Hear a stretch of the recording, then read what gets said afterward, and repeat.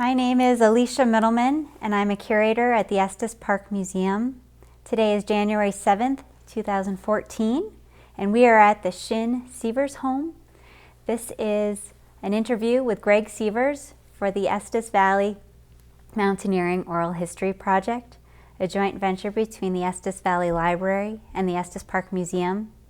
Today we're going to speak to Greg Sievers about his nearly 3 decades of climbing in the area and the tremendous amount of work he did advocating for access and protection of climbing areas in Estes Park and in Rocky Mountain National Park. My first time in Estes, even though I went to the University of Colorado in Colorado Springs, I had never heard of Estes. I was here during the flood, and I lived in Alaska for 6 years, and through several recessions and looking for work in Alaska, I'd finally just given up. I'd had 3 jobs in 4 years up there, and came down to my parents' house in Colorado Springs. You know, the great refuge of all kids is like, you know, crash at the folks' house and try to figure out your next step in life. And so I was rifling the Denver Post looking for jobs, and I saw a job that said engineering technician, town of Estes Park. And I knew the name, and I knew it was in northern Colorado, and sent them a resume and a cover letter and bugged them with a couple of phone calls and got an interview. And because I had an old truck at the time, my dad said, "Hey, I was in Estes Park in 1945 and I stayed at the Elkhorn Lodge." He said, "Can I drive up with you?" And I said, "That would be great." So my dad drove me up here, and it would have been about the 1st of November, perhaps mid-October of 1987. And I will never forget cresting Park Hill and seeing Lumpy Ridge and just thinking, I will have this job. I will live here. I have to. The high peaks in Lumpy was just magic, and I've never forgot that. Moonrises and sunsets and the thousands of times I've come through that pass, it's always been awesome to come back to Estes.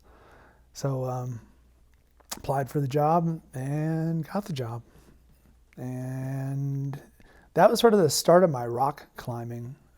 There wasn't much for introductory rock climbing in Alaska. The Chugach Range is fractured shale and not conducive to quality climbing. But that's how I got started in the Estes Park area and got established and had myself a little 40-hour-a-week job and a steady income. Did you know anybody in Estes Park? Nope, didn't know a soul. In fact, my first day of work was November 30th, 1987, and I found a little cottage house to live in up on the hill streets near the hospital. And I was living there mid-December, and one of these big, nasty winter fronts came through like we had yesterday. And I was in the living room. I don't know if I was reading or watching TV, and I had a fire going. The fireplace had glass doors, and it blew so hard it came down the chimney, and it blew the fireplace doors open, and it blew flames and sparks out across the carpet.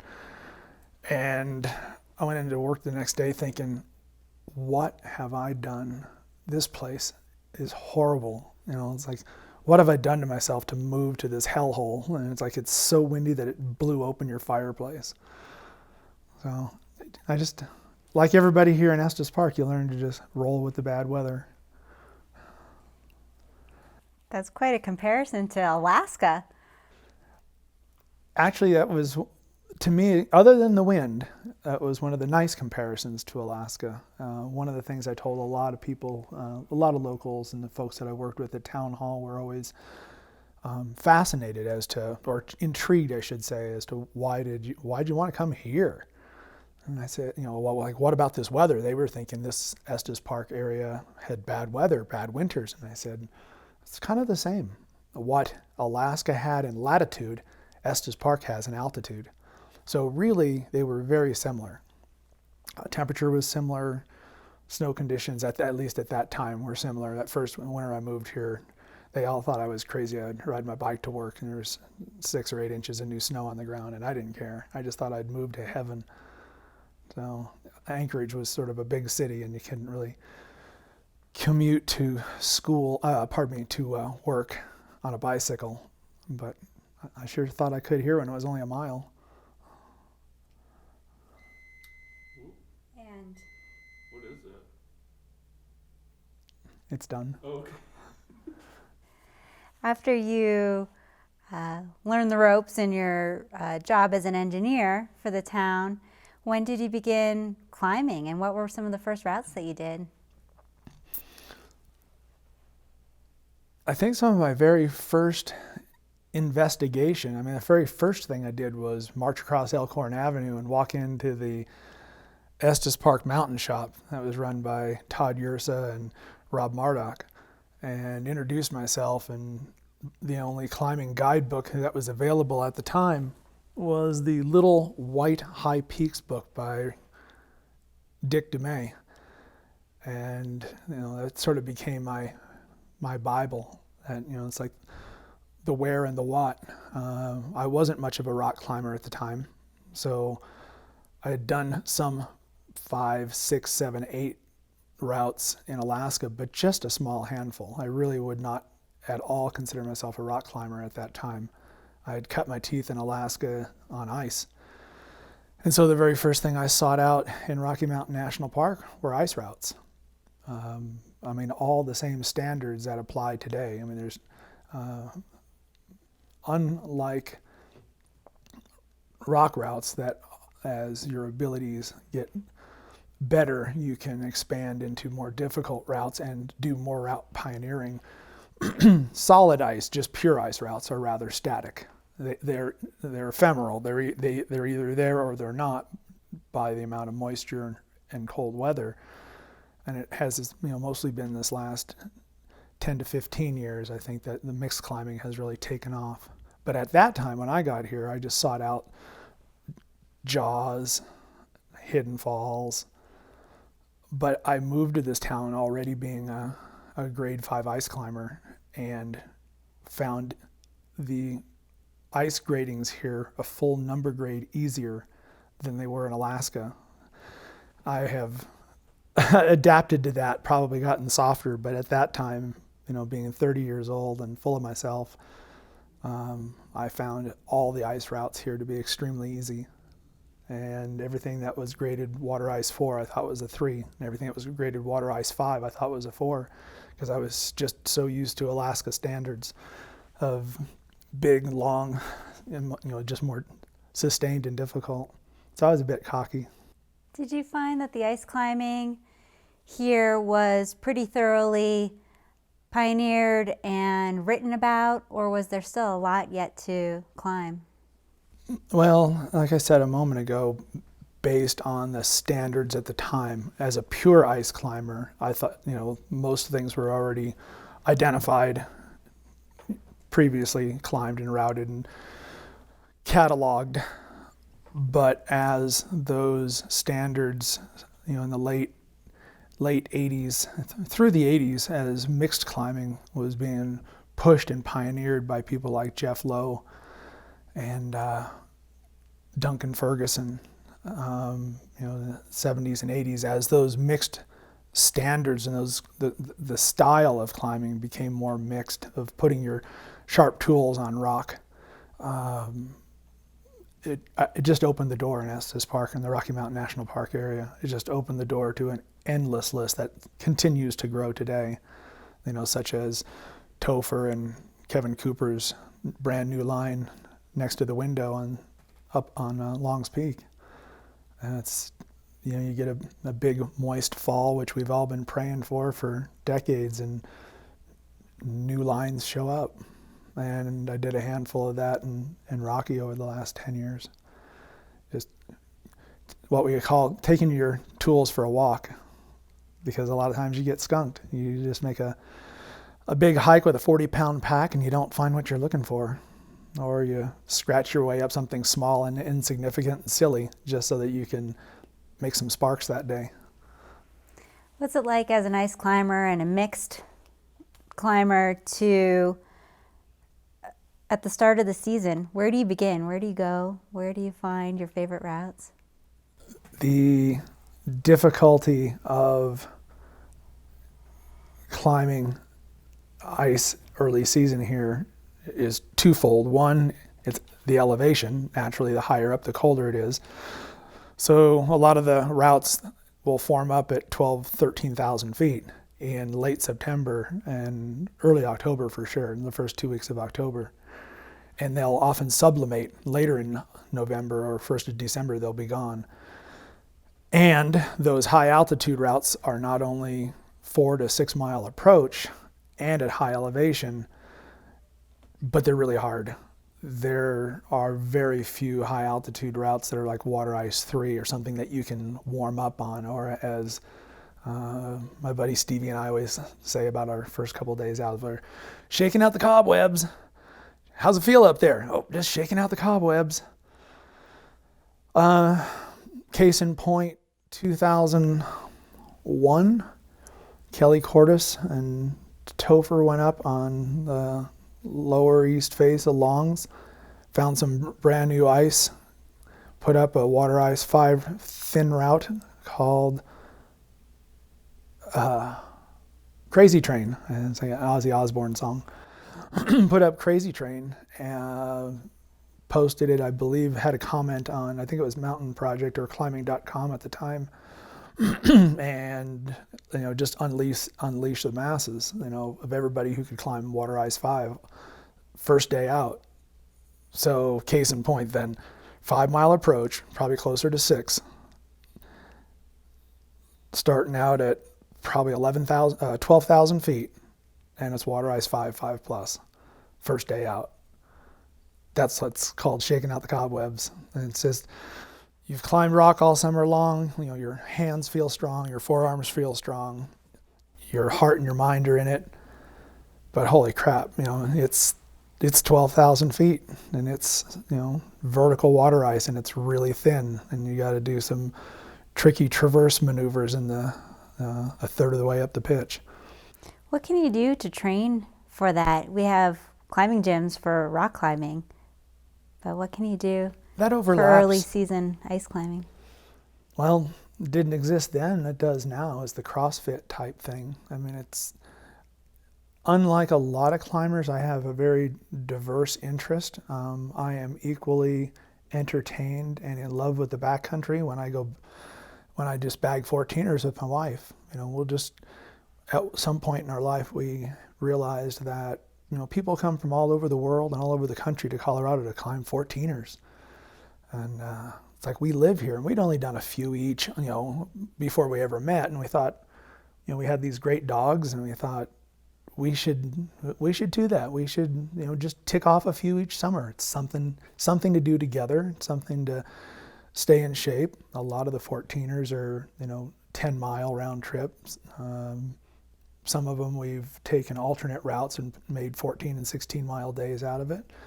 But it's all just pieces of training that keeps your legs and your lungs strong. And I cycle the cross train. I've had 3 spinal surgeries. So even though I can run, I choose not to. I don't think it's probably a really smart idea to jam on my bones that hard. So I cycle the cross train. So I hike in the summer, I rock climb in the summer. I'm an avid hunter. I don't have any problem either carrying heavy loads of elk meat or putting in lots of miles bird hunting, pheasant hunting, and anything that keeps you active. And I go to the indoor gym. I'll pull a little plastic on rare occasions and lift weights to cross train. Well, with all of that kind of preparation, let's talk a little bit about some of your favorite first ascents. How did you go about choosing the ones you did in Estes Park, and which ones stick out in your mind? Mixed routes are probably my favorite first ascents. There's some very small handful of rock routes, which are generally all alpine routes. And I don't think I've ever cataloged some of them. I've never written them down. I've not really gotten into the mountain project display and cataloging and identification. There's still routes that I've never really spoke about. They were just days out. Especially in the late 80s when I first got here, we'd go to an alpine area and realize that the route we had chosen was over our head, or neither one of us felt good about leading the crux pitch. So we might bail off of that, and then, well, while we're here, let's just do this, or while we're here, let's do that. Looks like that'll go. So I think there's a fair amount of that in everybody's resume.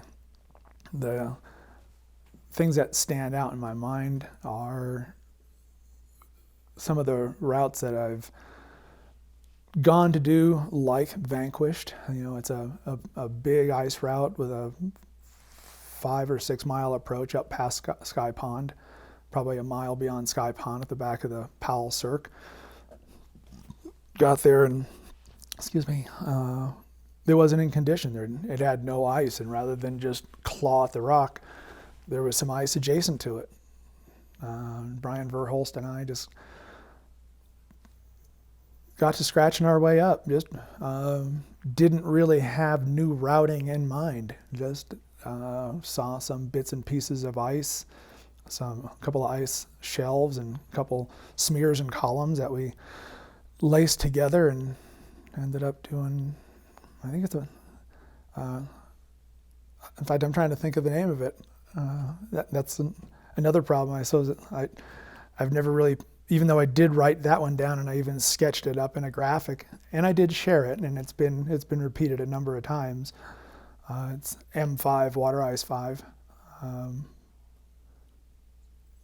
guess here, sitting on the spot, I can't even remember the name of it. Well, you actually have a number of first ascents with Brian. He's been your partner for a great deal of adventure out there.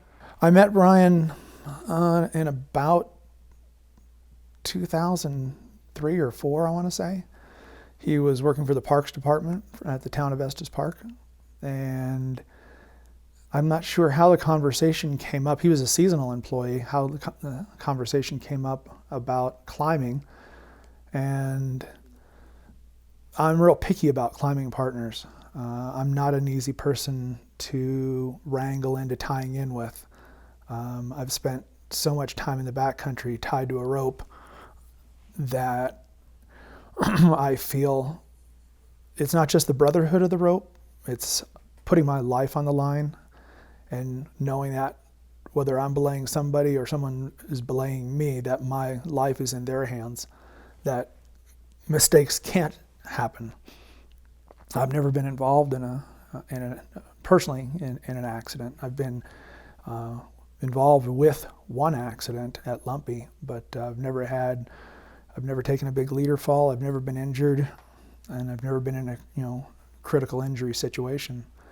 And a lot of that is because I've been real picky about who I climb with. And as I talked with Brian, who was only maybe 23 or 25 years old at the time, he was very, very thoughtful, very, very thorough.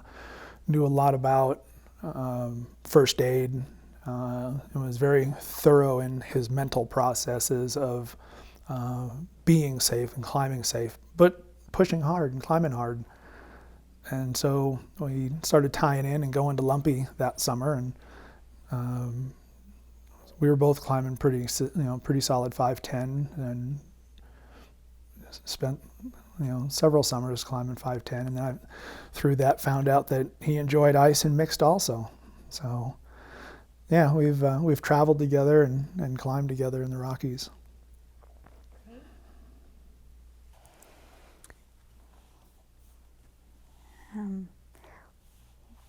Well, maybe you can describe to me a little bit more what makes a good climbing partner. A really sick sense of humor. If you're warped, stupid, and act like Beavis and Butthead, I'll like you just fine.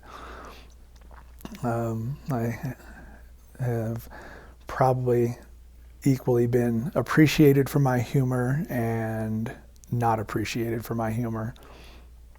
And I think keeping that level of levity and humor has gotten me through a lot of difficult situations. My friends and my climbing partners have found that if I get quiet, you better not talk to me. If I'm on lead and I get really quiet, I have been known to bark pretty hard at my friends, at my belayer, like, shut up, don't talk to me.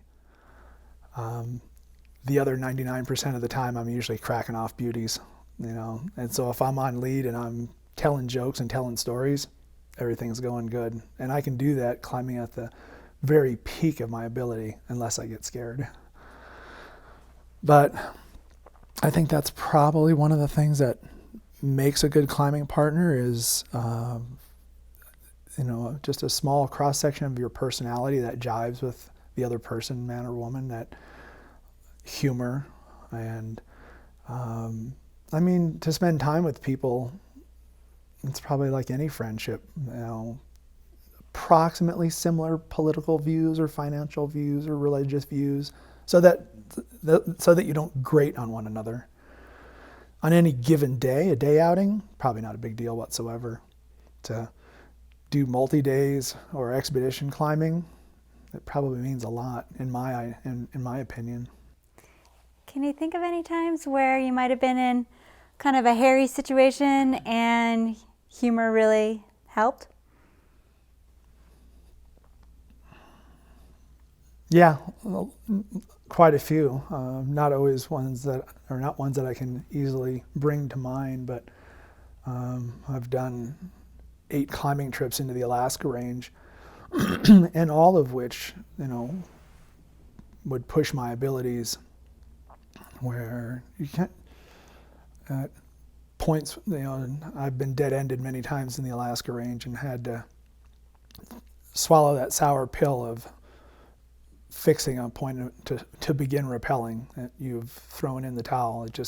The route won't go through. It's too difficult, or more likely it's just too dangerous. And I've had a number of those that just had pushed to the point where the danger level was too high. And I've done a lot of that in Rocky also, and I think that's why I'm still here and I'm not busted up, because I was willing to push and push hard, but not push into the level of stupidity and make mistakes, or to a point where the ice would fall off or the rock would break or the difficulty was so far beyond my abilities that I'd get hurt trying. So I've never been a 512 climber, but I didn't get hurt either. But in those expeditions comes a whole bag of conditions to keep in mind. As I recall, you were once stuck in the backcountry. You were in a snow cave with some friends? I guess I've had 2 serious situations. One was on Denali in the spring of 1987, actually, right before I moved to Estes Park. We had elected to not go down off the mountain in the face of a massive Alaska storm when everybody else on the upper mountain, Mount McKinley, Denali, had bailed, and the Park Service had radioed and recommended to all teams to come down. It was between wind and temperature, it was going to be extreme. And I think John Krakauer highlighted that best when he interviewed my team that year. And we dug around and mulled our way into the snow and ice and found an old cave that Brian Ockenek's crew had dug a number of years before at about 17,000 feet. Opened up the hole of the cave and burrowed in and augured it out and made room for, it was 2 teams that we spent 10 days in an ice cave at 17,000 feet. And I was all of, 29 years old. I was brand new to climbing. I'd only been climbing for 4 years at that point. So yeah, we toughed it out. It was pretty difficult. We ran out of food in 3 days and spent 7 days nibbling on rice. We dug some food literally out of the wall of the cave, old stuff. It was one can of Kippered snacks. There was a cache of food there. At one time you could call it a cache. It was just bits and pieces that had been left behind. Like I say, one can of Kippered snacks is all we had for 4 of us to eat one day. So we stuck it out. Unfortunately for me, even at that young age, I had already done some spinal damage from motorcycle accidents. I elected to not climb the upper mountain, and when the weather broke, it poised our team at a point where the other 3 guys went for the summit and summited. But I had pulled the plug at that point. In fact, just a couple days later, actually contemplated getting choppered off the mountain because my back hurt so bad, but managed to walk out on my own power. So that was one of an early on kind of a position to, press your mental and physical abilities to the very brink. The other was on the Diamond here in the early September of 1989 or 90, I don't really recall, but we were doing the casual route, John Mars and I, and John still lives in the Boulder, Rollinsville area, I believe. And he had mentored me in rock climbing here. He had been quite a powerhouse in the late 70s, early 80s, and had taken some time off, and he and I struck up quite the brotherhood for a number of years. And he kind of set me on a course of routes, of high alpine routes through Rocky, of all the high alpine classics, and helped me bring my rock skills from like the 5.8 to the 5.10 level. And we were having an enjoyable climb of the casual route that summer, and got stuck behind a rope team that was very slow and over their head. And John didn't see the need to push past them. He was trying to not be too French about it and, literally climb over and through them. And so we held up, and then there was another rope team behind us. So we held and we held and we held, and we were held up hours, 2 or 3 hours behind this other rope team that was just way over their head. And the weather changed, and the weather changed for the worse. And I want to, at some point, take the time to write this as a story for one of the climbing rags, but I was able to see something that I hope I never see again, and I wouldn't wish on anybody, but I saw lightning in 3 dimensions.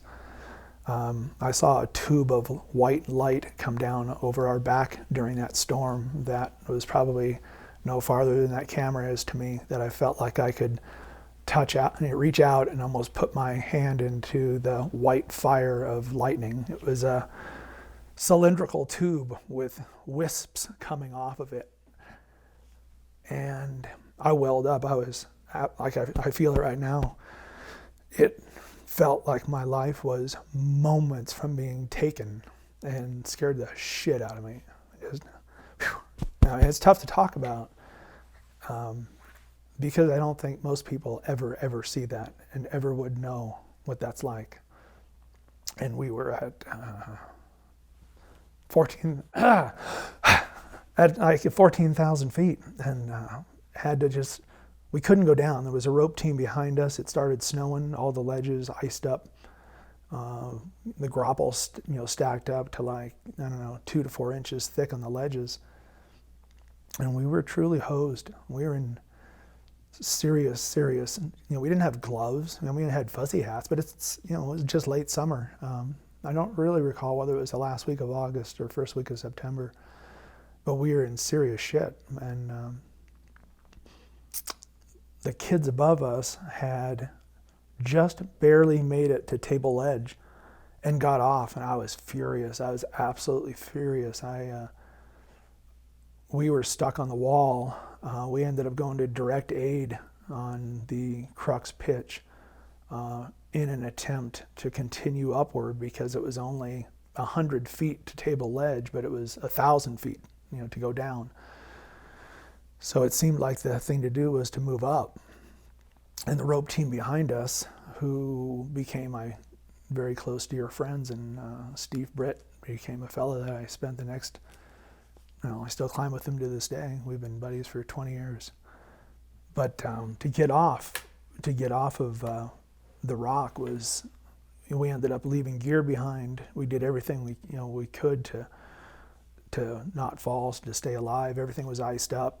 The lightning was still rumbling through the cirque. It was still bouncing, and it was cloud to ground lightning all around Longs and Meeker and Lady Washington.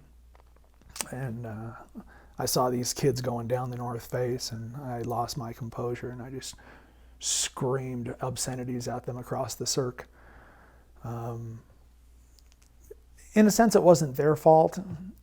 I mean, in hindsight, I would probably have just literally found a way to climb over them or through them and leave them behind.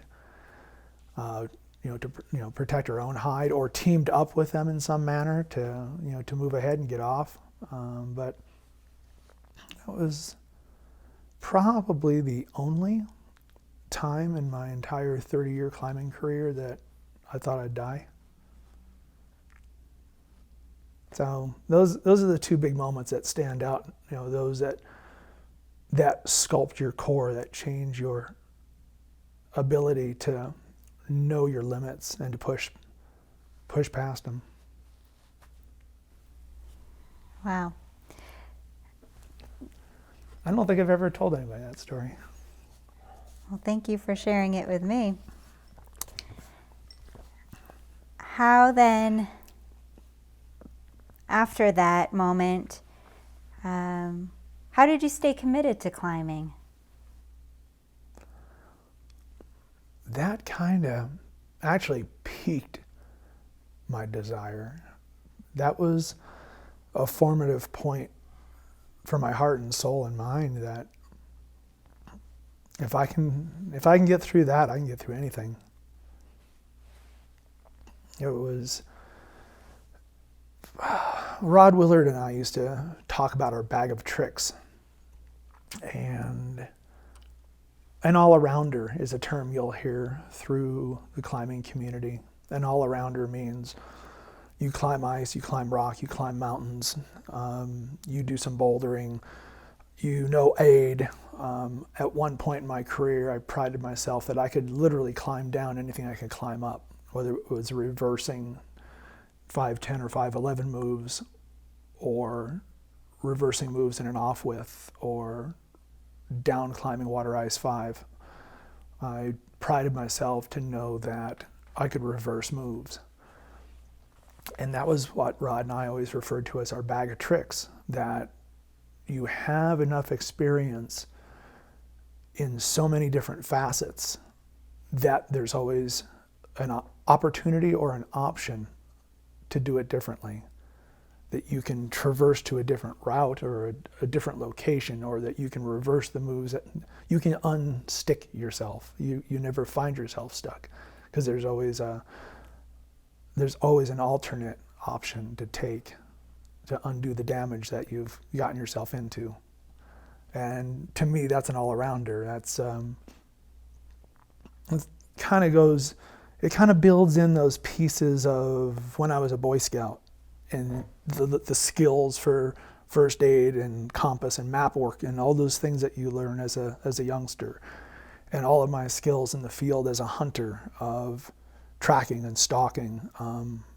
I've always hunted on foot. I've never owned an ATV or any of that stuff. That I don't mind doing miles and long days from dark to dark, hunting elk or deer or something. It's the same as in my climbing, and that's a different bag of tricks. Those are different woods and backcountry skills of whether what water you're drinking, you're purifying, the ability to build a fire, all that kind of stuff that originates when you're a little kid, and it might be Boy Scouts, but all of those bits and pieces that create my lifestyle, that backwoods, those skills, survival skills. So I've always, in the back of my mind, knew that, and as I told my girlfriend, who later became my wife, don't ever call rescue on me. I can always get myself out, even if I'm broken. I'll always get out of what I got into. And I guess there's been a couple other backcountry Rocky Mountain National Park scenarios that, a 23-hour day on the east face of McHenry's to push a summer route into a winter route with Dougald MacDonald. And our wives weren't happy. They were, as his wife called my wife at 3 a.m. wanting to know if she'd heard. And Jennifer attempted to have Christine settle down. You got to give the boys time. You got to let them get out of what they got into. If they have to do an open bivvy and do the homo huddle, you do what you got to do. You spoon, you do whatever you need to do to stay alive through the storm. And I guess that's what us climbers call building character, right? Big responsibility. You mentioned Rod Willard. Mm-hmm. Can we talk about him briefly and how you built something in his honor? Oh, I'd love to. I love talking about Rod. I'm going to talk about something here just a couple of years ago, and then I'll reflect back.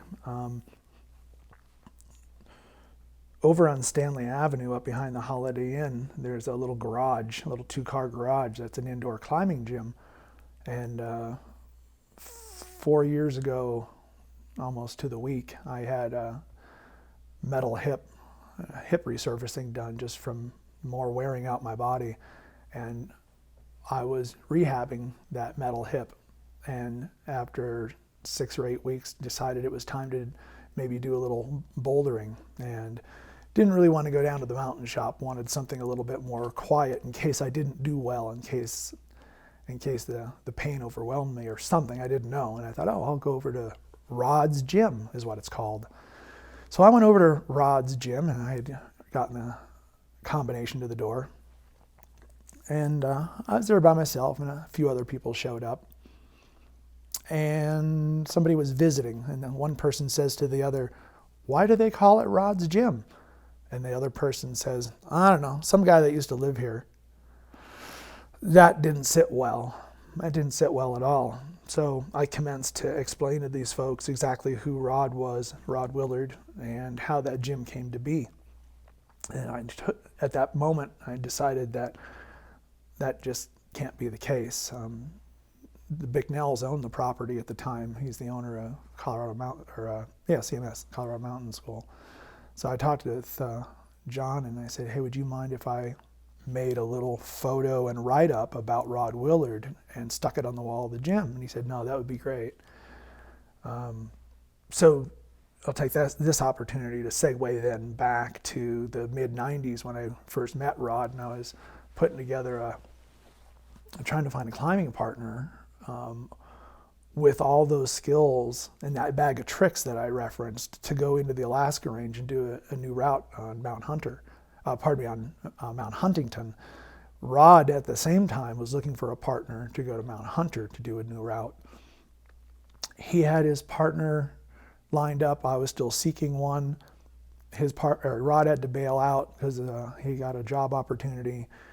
I went on to attempt to pioneer a new route on Mount Huntington, but Rod and I had struck up a friendship that year, or improved our friendship, I should say. We were already close acquaintances in the Estes area. And as we built our friendship, he calls me up one day and he says, "Do you know how to do layout?" Meaning framing. It's like, "Yeah, I just built a house a few years earlier." And he goes, "What's layout?" It's like, well, he wanted to build this garage, but he didn't know what layout was. He'd actually poured the slab for the foundation, but he didn't know how to build. So I went over to visit after work one day, and I just had the biggest kick out of that because I just thought it was like, you've taken on a project that you don't know the basics of how to build. So, I'll help you out. We're friends. I'll help you out. So I went several nights after work. And this is starting from scratch. All there is a slab, and I look around the slab and I say, "So where are your J bolts?" He's like, what's that? I said, well, you were supposed to cast bolts into the foundation so you can bolt your sill plate. So you're bolting your structure to your concrete slab. He didn't have those. We ended up having to borrow a hammer drill from Scott Kimball and started from scratch. So that summer, Rod and I built the gym and built the 2-car garage so that it would be a marketable item when there weren't a bunch of plastic holes on the inside. So above those 2 big windows, there's actually a full-size header so you can put a garage door in. And that building could be gutted of its climbing debris and turned into a garage if somebody ever needed to. And those big windows came from a local builder who had demoed them out of a house. So we Rod footed the bill for the materials. I helped out. His girlfriend cooked dinner most nights, and we'd hammer nails every day after work and made a little gym. And then to tie that Rod story forward, then we jokingly, 5 years later or so, 2000 or 2001, early 2001, he calls me up and says, "You got a minute?" "Yeah." "Okay, I'm coming right over." "What? What? No, I'm coming over. So he comes over, he's all excited, he's just all jacked up. He comes over and he goes, "I'm gonna ask her to marry me." It's like, "No, dude, you can't do that. We're the eternal bachelors." We were probably about 40 years old at the time. And it's like, "No way. There's no way you can do that." And he goes, "Yeah, she's not like any other woman I've ever met. I'm gonna ask her to marry me." It's like, oh God, if you can do it, maybe I should ask Jennifer to marry me. Anyway, he's like, so we had another beer, and we were throwing darts, and we were joking. And I was like, well, maybe we'll have a double wedding. Nah, that'd be too big a crowd. So Rod got married to Carrie in, I think it was about September 24th, 2001, and I married Jennifer about 2 weeks later, October 6th, 2001. And unfortunately, that was, for both of us, it was also in the shadow of September 11th that year. So that was kind of a blue part of that period of Americana, but the two eternal bachelors had fallen to love that fall. And unfortunately, for all horrible circumstances, Rod was killed in an ice climbing accident in Vail, not but 3 months later. So I've stayed in touch with Carrie off and on since then, and she's gone on to remarry and be happy. But it was a pretty rough time when one of your best friends is, and killed. It was just, out ice cragging in Vail. But that's another reality of climbing, and unfortunately, it took my good friend Rod's gym, and so I did complete a nice little memorial and laminated it and stapled it to the wall so that anybody else who goes to that structure at least has a sense of who Rod was, not some guy who used to live here. And I think that's the case today. I think for all of us that use that gym, it's really, it's a gift to the community, but it is obvious that it's in honor of Rod. And that gym, as I mentioned, is a gift to all of us. And for somebody who came here and didn't know a soul in Estes Park, you've really given a lot to the community of climbers here. You're wearing your American Alpine Club shirt there, and you served for 10 years as the American Alpine Club Central Rockies section chair from 97 to 2007. Right. And in that time, you spearheaded Lumpy Trails Day and a number of other projects. Can you highlight some of the things you did behalf of the AAC in Estes Park? Yeah, as I was telling you the other day, getting involved with at the administrative level of the American Alpine Club was by chance and by pressure. A good buddy of mine and Alaska, Steve Davis, had suggested to me back in about 1985 that I consider becoming a member of the AAC. That's a long story in itself, but I did become a member. And like most members, you get your annual, a journal. Look at the pretty pictures, read the cool stories, and think about all the, the hard men and the hard women that that they write about. It was nice to be near that circle of people, but it wasn't until Steve invited me down to Golden and get me involved and suggested I become a chairperson in the summer of '97 or spring of '97. That I found myself, I had the time, I had the interest, I had the enjoyment of being around famous climbers who, the more I was, the more I realized they were just climbers. They were only famous because you, me, and everybody read about them in magazines, but that no one ever starts out with a goal like that. Like myself, I just went climbing a lot, and bits and pieces of needs in the climbing community had captured my interest. So after a few years of doing some chairmanship work and a fundraiser, an annual banquet, newsletter, a climber get-together with beers and a silent auction at BRC, Boulder Rock Club, a bunch of little things like that. By about 2000, I was beginning to notice that all the climber access trails to Lumpy Ridge were getting badly eroded, and the Park Service wasn't paying them any attention.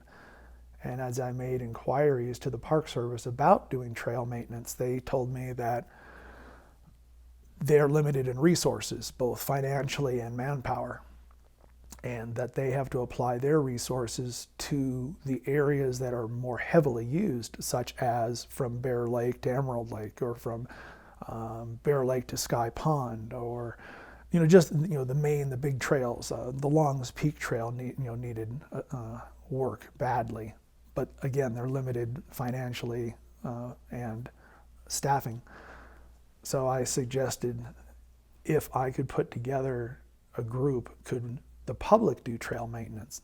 Oh, absolutely. They loved that idea, and they told me about, they have an elderly group of gentlemen that they call themselves the Road Hogs, Road Warriors or something, that help out up on Trail Ridge Road in the spring when they're trying to open up Trail Ridge Road, and they do odds and ends of roadside and road maintenance.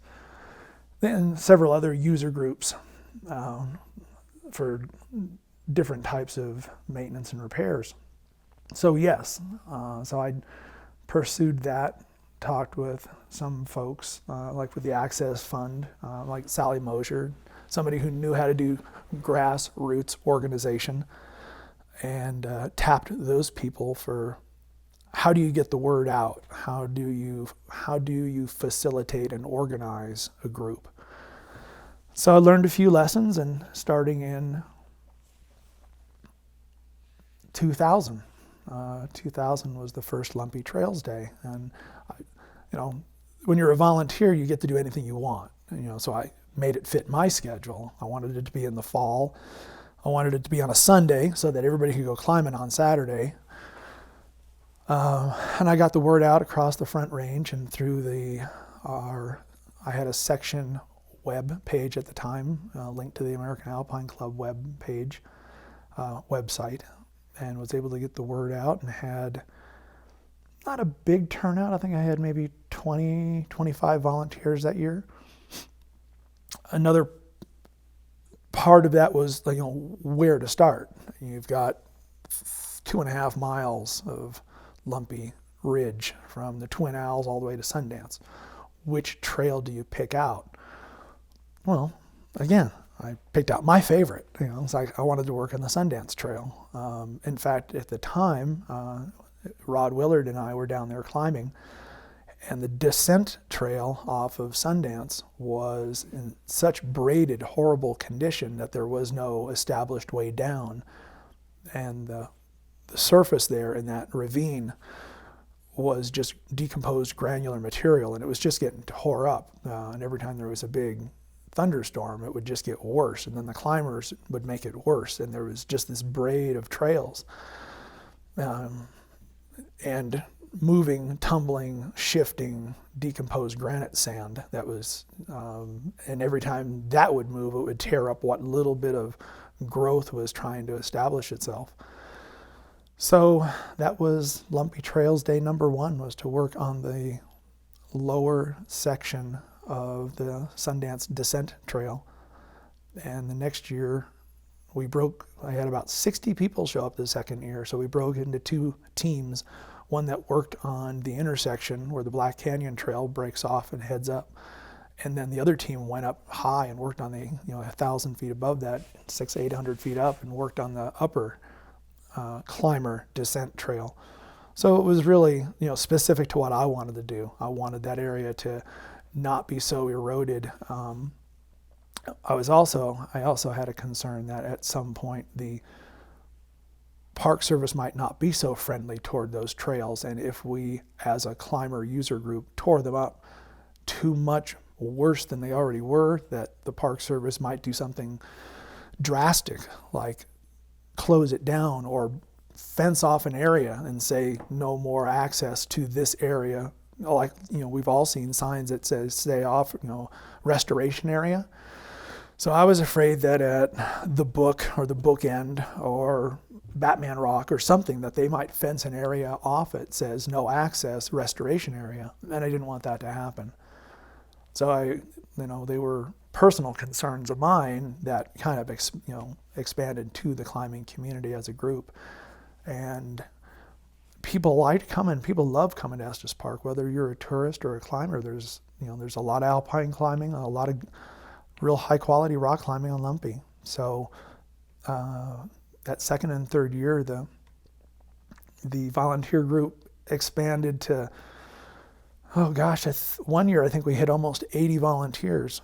When you take 80 people out there with picks and shovels, and then 10 or 12 or 15 Park Service employees that are the trail specialists who supply the gloves and the safety glasses and the picks and the shovels and the ads and all the hand tools necessary, 80 people can build a lot of trail in one day. And that's all it was. Lumpy Trails is a one-day event. So through my organizational skills and my local interaction with, out of town hall where my office was, I knew business owners. And I'd get Chris Hill and later, Carla at Ed's Cantina to donate free breakfast. So free breakfast for 60 people. Or go over to Poppy's. I don't remember the gentleman that owns the place, but very gracious, very supportive, offered a full box lunch, donated a full box lunch for 60 people, with cookies and chips and apples and, these beautiful deli sandwiches. So it's kind of started to snowball. The word got out that you're at Lumpy Ridge having fun. The weather's always nice. You're fed like a king. You get free breakfast, free lunch. And in the afternoon, there's all these raffles and, there was beer a couple of times, not on Park Service property. And so there was goodies. So there was some folks like Gene and Denise from Loveland who went every year, 10 years.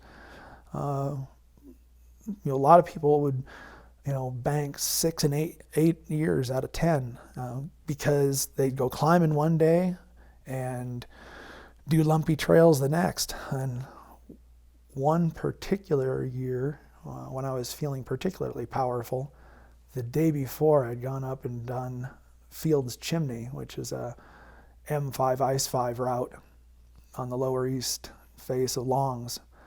Flipped around, and the next morning was up at 5 a.m. setting up the American Alpine Club tent up at the at the original Lumpy Trails parking lot. So, that took a little effort. I full on ran out of gas that day at 3 o'clock in the afternoon. I just sat down on the trail. There were some other folks there, and I just said, I got nothing left. I had just put in a 15-hour day of climbing the day before at altitude, and I was up early this morning, and I swung a pick and carried lunches up, and that was always another neat thing, is that I'd load up my expedition pack and I'd take lunch and deliver it to the trail team, and that way folks could just eat where they were. And I'd go down, to Poppy's or someplace, Domino's or whoever was going to donate lunch, and then I'd carry it up to the crew and distribute it in the field, and that way it was fresh. So, but that particular year kicked my butt pretty good. I was pretty whipped. Another thing that I wanted to point out about advocacy and working with both the Access Fund and the American Alpine Club was that original Lumpy Ridge parking lot that you and I discussed, that was at the old caretaker's house up behind the McGregor Ranch. And that kind of stuck in everybody's craw right here. All the, climbers had been parking there since the mid-'60s when Muriel McGregor was still alive, and the McGregor family, they were still operating an active ranch. And they had mixed feelings about climber access and climber usage. People like Kimball and Doug Snively and stuff, I'm sure, can speak, and Mike Caldwell can probably speak firsthand about the comings and goings of that access. And I think Muriel McGregor passed away in about 73. And thereafter, I heard there was a little bit of rift with a couple of the ranch hands, but access rather opened up at that point. There was a reasonably unobstructed vehicle access through the ranch to the gravel parking lot at the base of the Twin Owls there. And that carried on until the late 90s, when there had been a few iterations in there where the Park Service attempted to control access that didn't work well. There was never anything in writing. There was never any documentation or agreements in writing that would curtail that access. There was the ranch alluded to that there was an agreement that the Park Service, when they agreed on the conservation easement that included the entire 1,200 acres of the ranch, when that conservation easement became sort of a first right of refusal for the national park to take, there was supposed to be something in writing that agreed to the removal of that parking lot, but there was nothing documented, and that became the burr under the saddle of the ranch. And in the 80s, I heard it came to a head at one point before I moved to town, but then died and kind of went away. And then by the late 90s, it had come up again. And by about 2000 or 2001 had become a real issue. And the ranch was making a substantial move for the Park Service to eliminate public access to the gravel parking lot and the Lumpy Ridge caretaker's house area. And my investigation had indicated that, I'm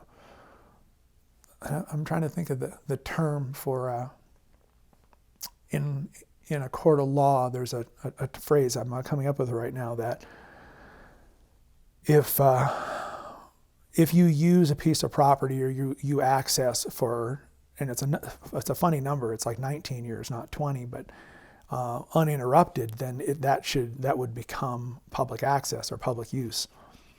And stay of execution? That's the second step. That was kind of what I aimed to do. I wanted that gravel parking lot to be improved and kept in its location. And the ranch produced a document that said that all the traffic made vibrations in the foundations of the old buildings, and the number of school children that visit the ranch were going to get hit by climbers driving to and fro, all of which were ridiculous and unsubstantiated. But the point was, it is private property. It is the McGregor Ranch, and the Park Service felt that they had the obligation to fulfill the original verbal agreement. Those were the discussions that the ranch and the Park Service had. And even though they attempted to get that rolling in, and I don't have those dates memorized, but I want to say 2003 maybe. Yeah, and it was, and maybe you have it jotted down in your notes, the year that they finally closed that lot. But it was about 3 years. It was from the time that they first made the push. I organized some meetings at Town Hall that I brought in the Park Service superintendent and his senior staff, and invited climbers to come up and voice their concerns. And I worked with a gentleman named Steve Pomerantz in Boulder to look at this through the legal avenue. And I was hosted by Senator Udall's office in Denver, where I brought in the senior advocate at the American Alpine Club at the time, Lloyd Athern, and I went to that meeting with Udall wasn't there. His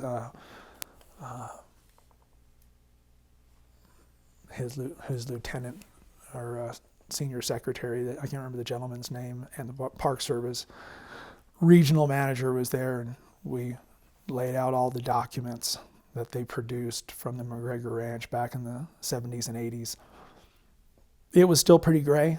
There was nothing concrete, but it did boil down to the old adage, if you can't fight City Hall. The Park Service was indeed going to move ahead. It wasn't a question of if, it was a question of when. The only consolation that I took out of it was, as you said, a stay of execution. That point where instead of it being 2003 when they built the new parking lot, it was 2006 or 7. So since then, those are all positions of business. I maintained friendship and a professional interaction with the Park Service. It wasn't just a year after that when I was at an American Alpine Club annual meeting and I saw rest stop bags, and I thought to myself, the number of users at Lumpy Ridge who were crapping in the woods, putting it under a rock like we all did, and if there were 100 people on Lumpy Ridge on any given, spring or fall weekend day, that's probably 100 loads a day in the woods.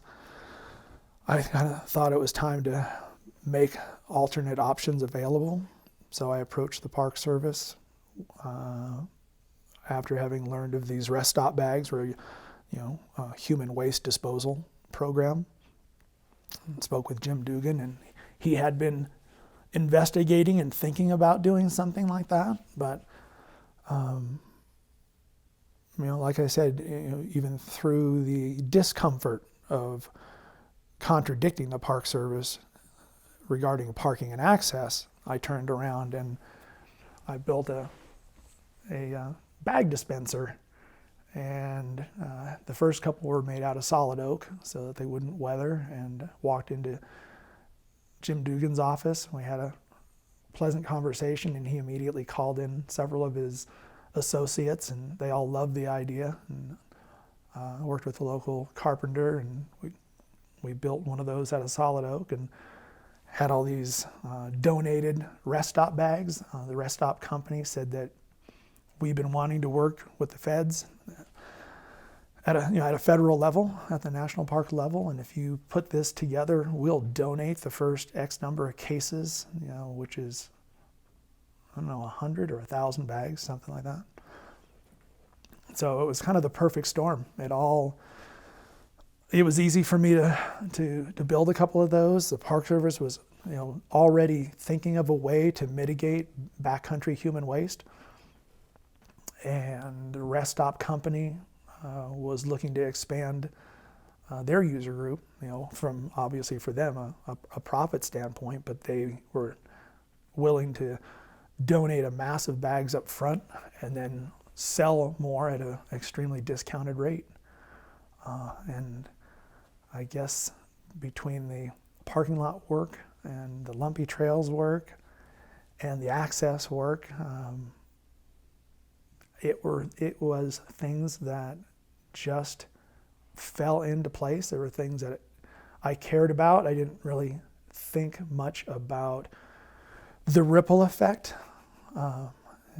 The same as climbing. I don't think anybody ever goes out there and says, if I do this, they'll put me in a magazine. Well, let's just go climbing, and sometime there later somebody acknowledges it, thinks it's special. And my advocacy work was the same. I never had any idea that anybody was paying attention until one day I got a piece of curious response from the Access Fund, and the one in front of you for Lumpy Trails Day. The people were taking note. People were identifying them. Alpine Club and the Access Fund were relating to those as sort of a flagship. This is what we as climbers want to represent. This is the relationship, the positive relationship that we want to have with our federal land managers, Forest Service, BLM, Park Service, whoever it happens to be, and there was another item up in the Cody Ice area where we were installing bolts rather than having dozens and dozens of pieces of webbing wrapped around trees. But the Forest Service had to back off of their no fixed hardware ban. So they were things that just kind of fell into place with local interaction and my interest in Rocky Mountain National Park. Well, it's great to see that you were recognized in such a way from the Access Fund and the Sharp End Award from the Access Fund and the AAC. Thank you for fighting the good fight on behalf of all of us climbers. Sure. And sharing your story today. Yeah, thanks for your interest, and I was happy to chat with you.